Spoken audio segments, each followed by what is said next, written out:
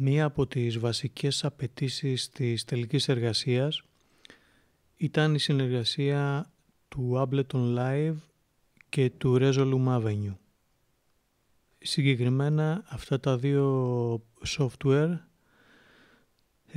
θα έπρεπε να τρέξουν μαζί συγχρονισμένα και ό,τι αλλαγές στο BPM γίνονταν από το Ableton θα έπρεπε να επηρεάζουν και το Resolum.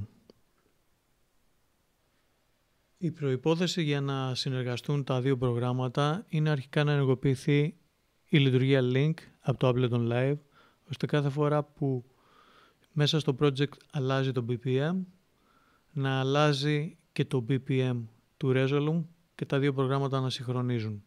Όπως βλέπουμε και στο Resolum είναι ενεργοποιημένη η λειτουργία Link και ενώ παίζει μια σκηνή στα 120 BPM, μόλις γίνεται αλλαγή BPM στο Ableton Live, αλλάζει το BPM ταυτόχρονα και στο Resolum. Το Resolum και το Ableton τρέχουν σε δύο διαφορετικούς υπολογιστές και η προϋπόθεση για να συγχρονιστούν μεταξύ τους με τη λειτουργία Link είναι να βρίσκονται στο ίδιο Wi-Fi δίκτυο. Ο δεύτερος υπολογιστής στον οποίο έτρεχε το Resolum